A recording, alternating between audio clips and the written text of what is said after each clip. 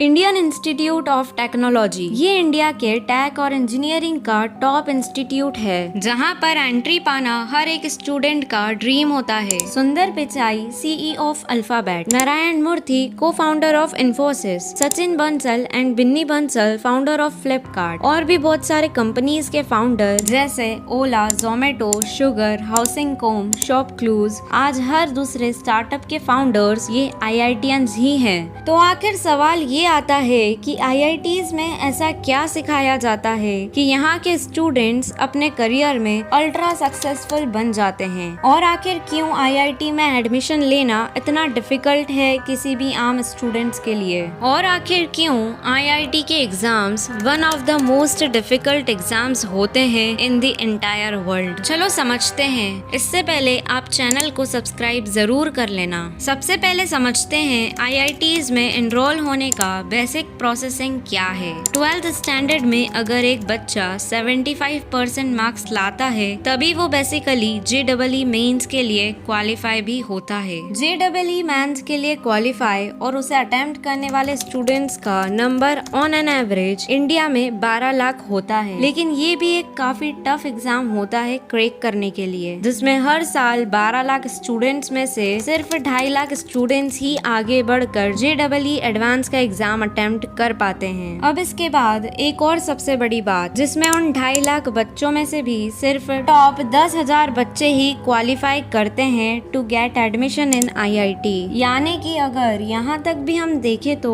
12 लाख बच्चों में से सिर्फ 0.8% ही बच्चे IITs में सिलेक्ट होते हैं। लेकिन हम अभी इन जनरल IIT कॉलेजेस की बात कर रहे हैं। अगर हम सबसे प्रेस्टिजियस IIT कॉलेजेस देखें जैसे IIT बॉम्बे, दिल्ली, खड़गपुर या मद्रास, तो ये कॉलेजेस तो उन 0.8% बच्चों में भी और ज्यादा फिल्ट्रेशन करते हैं स्टूडेंट्स का इंटरव्यू लेकर। तो मल्टीपल एग्जाम्स के थ्रू स्टूडेंट्स को 4-5 बार फिल्टर करके ही IITs में सिलेक्ट किया जाता है। अब सवाल ये आता है कि एग्जैक्टली IITs में पढ़ाया क्या जाता है जो इन्हें दूसरे स्टूडेंट्स के मुकाबले इतना भारी एज मिलता है कि ये सुपर सक्सेसफुल बनते हैं। बाकी के कॉलेज स्टूडेंट्स को कैसे पढ़ाते हैं और IITs में इनका पूरा ग्रूमिंग कैसा होता है, दूसरे कॉलेज का कल्चर क्या होता है और IITs का कल्चर क्या होता है, IIT में स्टूडेंट्स की ग्रूमिंग आखिर कैसे होती है। बहुत कम लोग ये जानते होंगे कि आजादी के बाद देश में IITs बनाने का एकमात्र ऑब्जेक्टिव था देश में टैलेंटेड युवाओं की ऐसी टास्क फोर्स बनाना जो भारत में इंटरनेशनल स्टैंडर्ड के इंफ्रास्ट्रक्चर, पावर प्लांट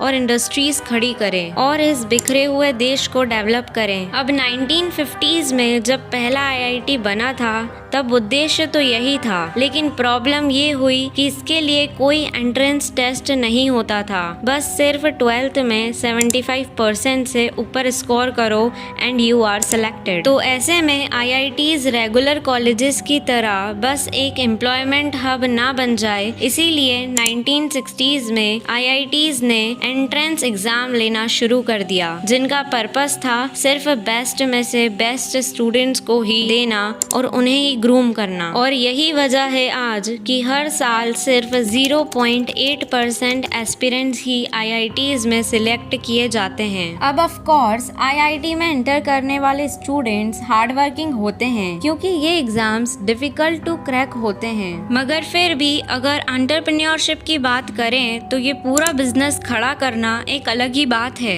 उसमें इंटेलेक्ट के साथ आपको practical knowledge, skills, financial knowledge, resource optimization skills, networking जैसे स्किल्स भी होने चाहिए। बेसिकली एक स्टूडेंट को सारी ग्रूमिंग की जरूरत होती है। तो उन्होंने इस प्रॉब्लम का क्या सॉल्यूशन निकाला? अब इसके लिए इन्होंने मल्टीपल लेवल्स पर काम किया, लेकिन पहले हम बात करते हैं एकेडमिक एजुकेशन में। IITs का एकेडमिक एजुकेशन कैसे डिफरेंट है दूसरे यूनिवर्सिटीज और कॉलेज के एजुकेशन से। इसके लिए आप सबसे पहले ये IIT सेमेस्टर एग्जाम का ये क्वेश्चन क्वेश्चन पेपर देख लो। यहाँ पर 70 मार्क्स के लिए सिर्फ 2 ही क्वेश्चन पूछे गए हैं। पहले में जवाब नहीं बल्कि लास्ट सेमेस्टर के बेसिस पर स्टूडेंट्स को खुद से सवाल बनाने के लिए कहा गया है, वो भी 30 मार्क्स के लिए, और अगले 40 मार्क्स के लिए अपने ही निकाले सवालों का जवाब देने को कहा गया है। अब आपको भी पता है आस्किंग राइट क्वेश्चंस ये परहैप्स इंसान की सबसे स्ट्रॉन्ग एबिलिटी होती है, और ये एक्चुअल में दर्शाता है कि आपको कंसेप्चुअल अंडरस्टैंडिंग कितनी है,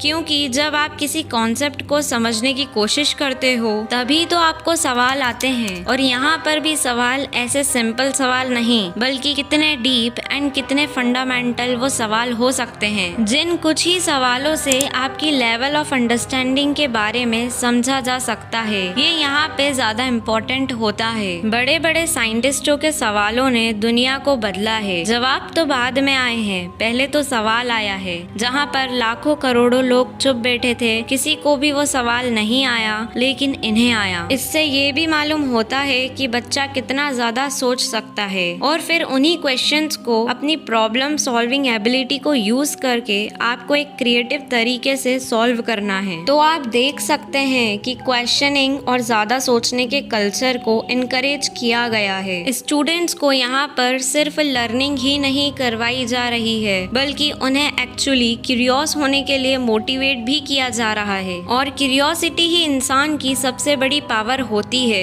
क्योंकि क्यूरियोसिटी एक नेचुरल ह्यूमन इमोशंस हैं जो कि सोसाइटी ने दबा के रखा हुआ है। ये सब अननेसेसरी एकेडमिक स्ट्रीम्स बनाकर ब्यूरोक्रेसी क्रिएट करके कि कॉमर्स वाला बच्चा कॉमर्स सीखे और आर्ट्स वाला सिर्फ आर्ट सीखे, उनका साइंस से कोई लेना देना नहीं होना चाहिए। लेकिन IITs में यही थिंकिंग कि स्टूडेंट्स कितना ज्यादा सोच सकते हैं, ये आपको बिल्कुल हेल्प नहीं करेगा। फिर इन यूनिक एग्जाम्स के अलावा स्टूडेंट्स अपने इंटेलेक्चुअल और टेक्निकल स्किल्स को प्रैक्टिकली अप्लाई कैसे करें, इसके लिए भी वहाँ पर अलग से कई सारे कॉम्पिटिशन्स होते हैं, जैसे IIT बॉम्बे का फेमस ई-यंत्रा रोबोटिक्स कंपटीशन। फिर एक और कंपटीशन होता है जिसका नाम है अर्बन फ्यूचरिज्म। इसमें चैलेंज ये होता है कि स्टूडेंट्स को अपने AI बिग डाटा एनालिटिक्स और कोडिंग के नॉलेज को अप्लाई करके सिटीज के लिए स्मार्ट सॉल्यूशन बनाने होते हैं, जैसे कि एक ट्रैफिक सिग्नल बनाना जो AI की मदद से खुद ही ट्रैफिक को मैनेज कर सके बिना किसी इंसान की मदद से। तो बेसिकली गोल यही होता है कि टेक्निकल स्किल्स का यूज करके सॉल्व कर सकें रियल लाइफ प्रॉब्लम्स को। और अब फाइनेंशियल नॉलेज की बात करें,